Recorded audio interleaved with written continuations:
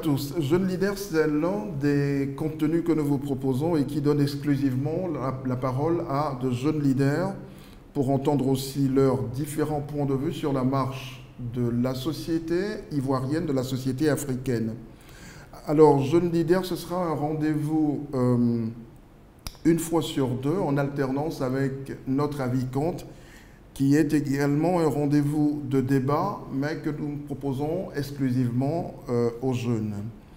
Pour ce premier numéro, je reçois Arnaud Goyi. Bonjour Arnaud. Bonjour Ange. Diplômé en lettres modernes, en marketing, management et en droit public. Vous êtes le fondateur d'une association qui promeut l'engagement et la participation citoyenne qu'on appelle Garde citoyenne. Exactement. Et puis vous êtes l'initiateur d'un salon, je vais dire d'un genre nouveau, le salon ivoirien de la démocratie et de la charte citoyenne pour la responsabilité politique de la jeunesse. C'est tout un programme. Tout à fait. Bonjour et merci d'avoir accepté mon invitation. Alors, Monsieur Goyi, cette année a été déclarée par l'État de Côte d'Ivoire l'année de la jeunesse. C'est la première fois dans l'histoire de ce pays que cela se fait. On peut dire que c'est une avancée, non? Je vais quand même rester mesuré. Merci déjà pour l'invitation. Je vais quand même rester mesuré. Déclarer l'année de la jeunesse, ça montre peut-être l'engagement de l'État à faire beaucoup plus, à aller beaucoup plus loin dans les thématiques qui adressent les jeunes. Mais en revanche, on a bien souvent dans notre pays été habitué à des slogans qui, à la fin, finalement, où les fruits n'ont pas été à la hauteur de la promesse des fleurs. Ben, peut-être que cette fois-ci, ce ne serait plus la même chose. C'est tout ce qu'on espère, mais on a déjà eu dans notre pays l'année de la santé. Il me semble que cette même année, il y a eu le scandale sur le décès de Mme Fadiga, cette jeune mannequin qui est décédée dans des conditions difficiles aux urgences. On a eu la proclamation de la fin du CFA. Je ne sais pas pour vous, mais j'ai toujours du CFA dans ma poche. On a eu l'année du social et jusqu'à présent, on a encore les problèmes avec 3000 docteurs qui ne sont pas recrutés et dont le cas est difficile à gérer. Et cette année, on a l'année de la jeunesse.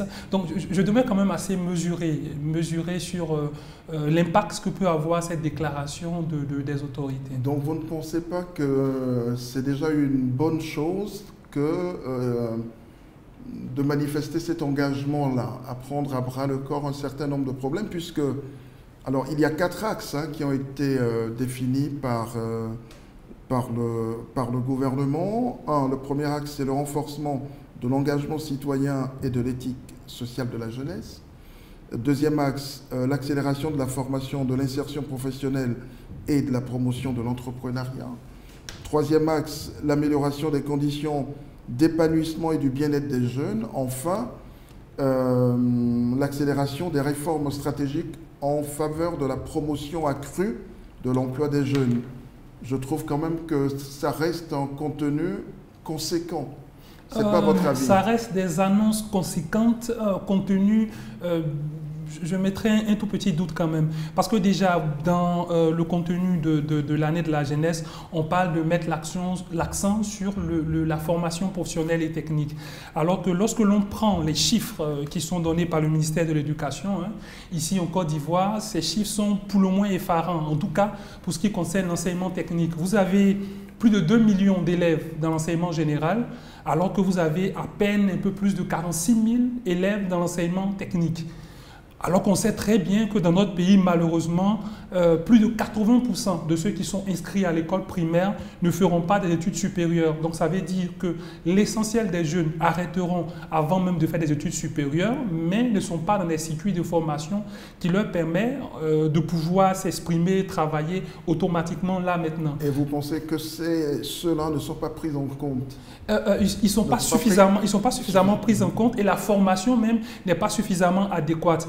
Et il me semble quand même difficile qu'en cette année, seulement 2023, où les programmes scolaires ont déjà été entamés, où l'année scolaire a déjà commencé, que des réformes profondes vont être faites pour cette année 2023. Alors selon vous, quand on déclare par exemple une année de la jeunesse, année de la femme, année de la santé, est-ce que c'est pour régler tous les problèmes liés à la jeunesse, tous les problèmes de la jeunesse? Non. Est-ce qu'il n'y a pas une valeur symbolique à cette décision-là, à cette annonce-là, qui devrait quand même avoir pour but de mobiliser toutes les énergies, de poser des problèmes? C'est bien ce que vous évoquez, mais on pourrait reverser cela dans le grand panier de cette année, du moins des réflexions à mener tout au long de cette année de la jeunesse, non? Oui, le symbole, il est là, très clairement. Déclarer année de la jeunesse, c'est extrêmement symbolique. Mais moi, ma préoccupation va au-delà du symbole. Est-ce que cette année, on adressera de façon sérieuse et conséquente les problèmes les challenges auxquels sont confrontés les jeunes, déjà, ou bien c'est simplement un début d'une piste de réflexion? À ce moment, il me paraît peu approprié de déclarer année de la jeunesse. Mais quand on regarde les différents axes qui ont été définis, on n'est pas que dans la définition d'une réflexion ou l'amorce d'une réflexion. On est quand même un peu dans l'action déjà, quand même. C'est assez concret. L'action peut-être pour le financement de certains projets, peut-être là. Mais les différents challenges auxquels la jeunesse est confrontée sont diverses. On a le problème de l'emploi. On a le problème de la qualité de l'enseignement. Enseignement secondaire, technique, professionnel dont on a parlé, mais également l'enseignement supérieur, parce qu'il ne faut pas oublier qu'aucune université ivoirienne n'est dans le top 100 des universités africaines. Ça veut dire qu'il n'y a aucune université en Côte d'Ivoire qui est une université d'élite. C'est un problème extrêmement sérieux, et même le fonctionnement des universités avec les problèmes d'application du système LMD. Il y a les questions de la qualité de la santé, qualité de la vie et qualité de la santé. Il y a des questions d'engagement politique également, parce que l'engagement politique dans notre pays a énormément baissé, le droit de manifester, de revendiquer, etc. est de plus en plus encadré, et on s'exprime beaucoup moins, en tout cas publiquement. On marche, par exemple, beaucoup moins, même pour des raisons, même pas politiques, pour la cherté de la vie, etc. C'est extrêmement difficile d'avoir une marche autorisée dans notre pays. Donc il y a toutes ces questions liées à la fois à l'engagement, au bien-être de la jeunesse, la question du suicide, du bien-être qui fait partie du suicide. Je vais en parler, on va en parler tout à l'heure. Pourquoi on attend de suicide? Pourquoi on attend d'exode légal ou illégal vers l'Europe? Donc il y a ces différentes questions-là qu'il faut effectivement et véritablement adresser au-delà du simple aspect symbolique. Pour vous, donc, ce sont vos priorités? Pour moi, ce sont les priorités. C'est-à-dire que quand on décrète 2023, année de la jeunesse, il faut aborder ces priorités-là. Il faut absolument aborder ces priorités, et une année me semble bien trop courte pour pouvoir trouver des solutions, en tout cas conséquentes et durables pour ces différentes questions. De ce point de vue-là, on en parlait tout à l'heure, on reste quand même dans le symbole. Ça ne veut pas dire qu'avant 2023, rien ne se faisait pour les jeunes. Ça ne veut pas dire qu'après 2023, rien ne se fera pour les jeunes et que tout doit se faire maintenant. Oui, là, je suis totalement d'accord avec vous. Sur le symbole, je suis d'accord avec vous, c'est symbolique de déclarer une année de la jeunesse, mais il faut qu'on aille peut-être un peu plus au-delà du symbole. Très bien, je comprends bien votre exigence. Alors, est-ce que vous avez l'impression, j'ai comme l'impression qu'on ne s'intéresse pas assez à la cherté de la vie vue à travers les difficultés des jeunes.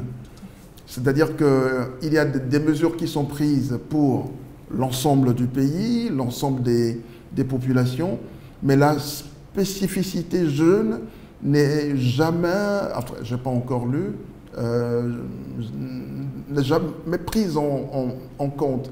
Est-ce que vous ne pensez pas que, vu ce que représentent les 77% de cette population que représentent aujourd'hui les jeunes, on devrait quand même cultiver, rien que de ce point de vue-là, une certaine spécificité dans les mesures que l'on prend pour lutter efficacement contre la vie chère, par exemple? Exactement, c'est justement ce genre de mesures que nous attendons, non seulement pour la vie chère, pour la vie politique également. Déjà pour la vie chère, c'est vrai qu'avec la crise que l'on connaît en Ukraine, entre l'Ukraine et la Russie, forcément il y a des incidences économiques, non seulement sur l'Europe, mais également sur les pays africains, avec la flambée de l'hydrocarbure, avec la flambée du blé, de l'huile de tournesol, qui sont quand même deux ingrédients qui sont énormément utilisés dans tout ce qui est produits alimentaires. La Russie et l'Ukraine sont de gros pays agricoles et forcément c'est quand même près de 30 millions, il me semble, d'hectares cultivables en Ukraine. C'est quand même énorme, c'est vraiment le grenier agricole du monde. Et donc la crise forcément nous impacte. Mais il y a peu de mesures effectivement pour les jeunes. Parce que quand vous regardez, que ce soit au niveau de l'accès à l'emploi, que ce soit au niveau de la création d'entreprises, que ce soit au niveau de la fiscalité, il me semble qu'il n'y a pas forcément des spécificités qui sont liées aux jeunes. Et j'irai même beaucoup plus loin, jusqu'au niveau politique. Aujourd'hui, on est dans une année électorale. Si année de la jeunesse il y a, on devra aller peut-être un peu plus loin dans la responsabilisation des jeunes.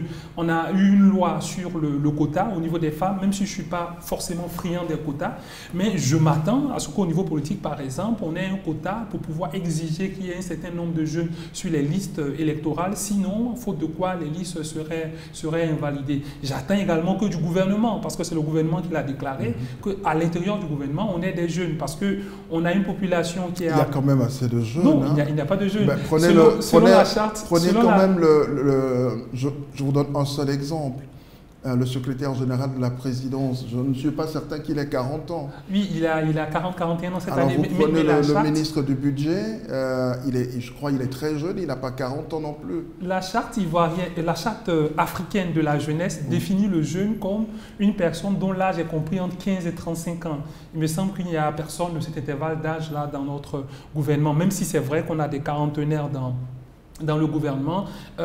Au sens légal, là, on n'a pas de jeunes dans le gouvernement. Je crois que ce serait déjà un symbole fort que le gouvernement qu'on laisse entrer des jeunes dans le gouvernement pour montrer que l'on peut faire confiance à des jeunes qui sont compétents. Moi, je voudrais que vous me précisiez votre pensée. Quand on dit qu'il faut prendre des mesures spécifiques pour aider les jeunes à mieux affronter la cherté de la vie, je prends le cas de l'université. Qu'est-ce que le gouvernement pourrait faire concrètement, selon vous? Au-delà de l'université, qu'est-ce que le gouvernement pourrait faire? Déjà dans la création d'entreprises, il y a un certain nombre de formalités dans la création. Moi, je voudrais bien qu'on parle de choses très concrètes maintenant. Les jeunes prennent les bus, sur le campus, ils doivent aller au restaurant, ils doivent acheter des livres, je ne sais pas.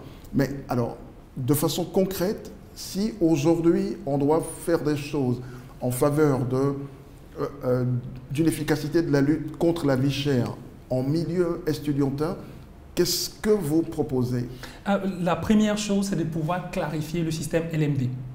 Vraiment de pouvoir clarifier le système LMD parce qu'on ne se rend pas suffisamment compte, mais dans le système LMD, pour pouvoir faire le Master 2, pouvoir se tenir le Master 2, en tout cas dans nos universités publiques, il y a un test. Après le Master 1, vous passez un test et juste une poignée de personnes, 20, 30, 50, 100, en fonction des facultés, sont retenues pour faire le Master 2. Et le reste, qui est le plus gros lot des étudiants, est livré à lui-même et la seule possibilité qu'il a, c'est de s'inscrire pour un master professionnel qui en moyenne oscille entre 1 million et 2 millions.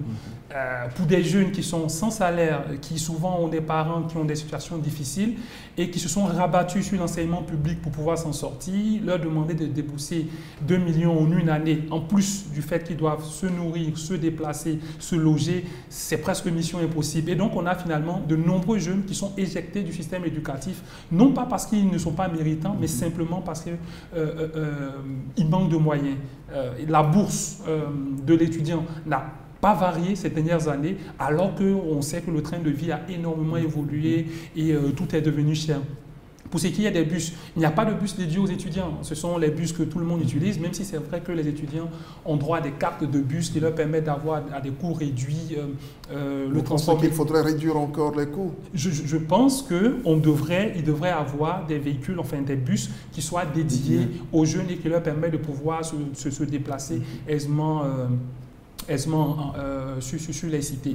Et jusqu'à aujourd'hui, je trouve quand même inadmissible que la cité universitaire d'Abobo, qui quand même est capable d'accueillir plusieurs centaines d'étudiants, ne soit pas encore ouverte. Elle est en rénovation depuis plus de 10 ans.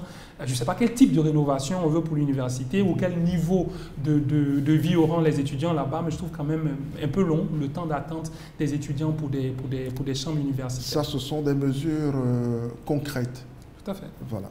Alors, comment expliquez-vous, puisqu'on parle des étudiants, comment expliquez-vous ce mal-être ambiant qu'on ressent aujourd'hui chez les jeunes, surtout en milieu universitaire, un milieu universitaire qui, bon, de plus en plus connaît des cas de suicide de jeunes? Oui. Encore une fois, on ne se rend pas compte de la pression à laquelle est confrontés les différents étudiants. Pression de résultats, pression d'études, pression pour se loger même, parce que vous avez souvent suivi des reportages où vous le constatez, on le constate tous ici à Abidjan, il y a de nombreux étudiants qui dorment dans des amphithéâtres et qui sont, je vous épargne tous les cas de viol avérés ou en tout cas larvés qui sont qu'on appelle ça, que l'on y retrouve. Donc, il y a constamment cette pression, et sans compter les mouvements universitaires, les associations universitaires qui parfois sont violentes, etc.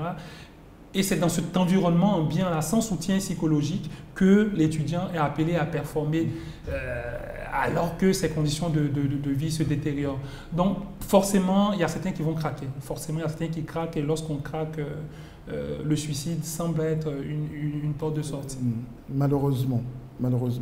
Est-ce que vous avez aujourd'hui l'impression que la jeunesse rurale, du monde rural, est bien prise en compte dans les priorités nationales? Parce que ça reste quand même une spécificité, hein, l'avenir des jeunes ruraux. On en parle très peu. Oui, on en parle très peu, parce que dès qu'on parle de jeunes, on pense tout de suite aux étudiants, on pense tout de suite aux élèves, on pense tout de suite à la population citadine, alors qu'il y a un gros lot de la population juvénile qui vit effectivement en milieu rural. On s'en préoccupe moins parce qu'ils sont vraiment moins audibles sur les réseaux sociaux et partout, ils sont beaucoup moins audibles, et on s'en préoccupe encore moins parce qu'on se dit naïvement qu'ils ont une activité déjà. Ils sont au village, ils cultivent dans le champ, ils vont au champ, ils arrivent à manger, à s'en sortir. Donc, et puis il y a la solidarité. Donc il y a la solidarité. Finalement, on estime que la situation est déjà enviable, alors qu'elle ne l'est pas forcément. Parce que même dans les cas d'exode illégal vers l'Europe, en passant par la Libye, etc., on retrouve les plus nombreux, ce sont les ruraux. Oui, on retrouve de nombreux jeunes qui viennent des campagnes et qui peinent à trouver ce rêve. Notre pays a du mal à faire rêver sa jeunesse, et finalement l'exode, légal ou illégal, semble être la voie de sortie. Alors, Arnaud Goyi, on va maintenant nous intéresser à Garde citoyenne. C'est votre association que vous avez créée avec certains de vos amis, que je salue d'ailleurs. Pourquoi garde citoyenne? On a comme l'impression que, voilà, quand je ferme les yeux et je dis garde, je vois tout de suite garde républicaine. Tout à fait. Alors? Oui, on a fait le choix de ce nom et de cet engagement-là, déjà pour la période à laquelle on a décidé de la création de cette association. C'était quand? C'était il y a 1 an maintenant. La garde citoyenne n'a qu'1 an. C'est à un moment où l'engagement citoyen est véritablement en berne, où les gens sont déçus des hommes politiques, des promesses, des roubladises, des retournements. Mais ça n'a jamais changé, ça a toujours été...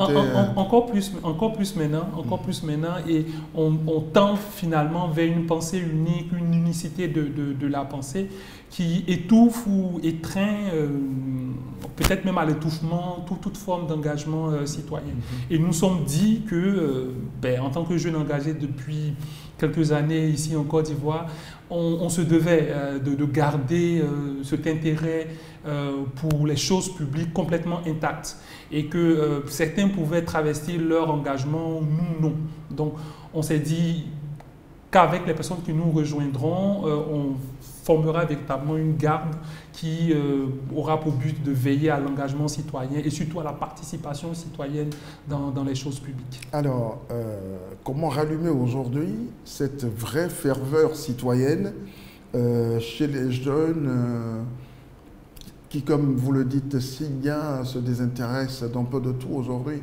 Oui, déjà par l'éducation, la formation et l'information. Et c'est justement ce que nous tentons de faire avec la garde citoyenne. Nous organisons des activités à la fois d'engagement citoyen, tels que des dons de sang, parce que le sang ne se fabrique pas si on n'en donne pas, mais également des activités de réflexion sur la vie de notre État. On a organisé par exemple avec l'association Civis Côte d'Ivoire une activité sur la Cour des comptes pour à la fois analyser le rôle et l'impact de la Cour des comptes dans la gestion des finances publiques, mais pour aussi décortiquer les rapports de la Cour des comptes qui malheureusement passent complètement inaperçus par le commun des mortels. On a également des débats réguliers chaque fois qu'il y a des questions pas forcément d'actualité politique, mais des questions d'actualité très souvent sociale.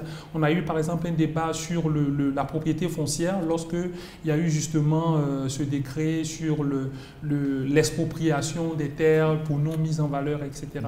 Donc il y a ces différentes questions-là que nous adressons et nous espérons pouvoir éveiller, réveiller, stimuler l'engagement citoyen. Alors, on a comme l'impression que depuis toujours, bon, moi qui vous connais juste un tout petit peu, depuis toujours vous vous passionnez pour ces questions-là, la gouvernance, les questions de justice d'ailleurs. Vous êtes docteur en droit public, les questions de justice, voilà, bien d'autres questions. Vous vous passionnez pour cela. D'où est-ce que vous tenez cette passion? Je pense depuis l'enfance, parce que depuis l'école primaire déjà, la première association à laquelle j'ai adhéré, c'était déjà à l'école primaire où nous faisions la promotion d'un cadre de vie sain, on passait dans les écoles, on nettoyait les classes, etc. Et le goût finalement pour la communauté, le goût pour notre société, pour un meilleur avenir pour nous-mêmes et pour nos enfants a émergé et jamais cette flamme jamais finalement ne s'est éteinte.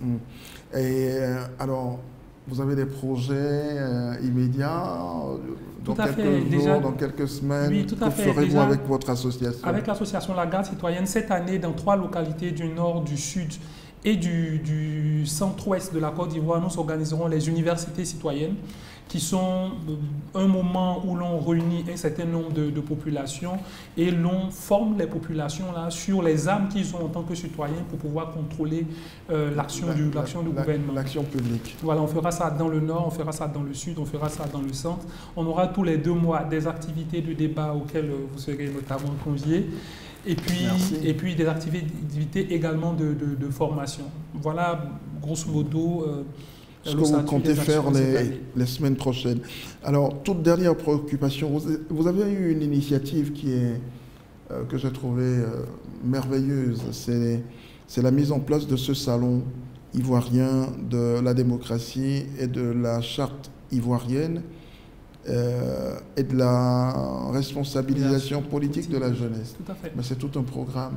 Oui, c'est tout un programme. Le Salon ivoirien de la démocratie avait pour but de mettre en lumière à la fois les acteurs démocratiques. Et la première édition, c'était en 2020. En 2020, et on espère pouvoir l'organiser cette année, la réorganiser cette année.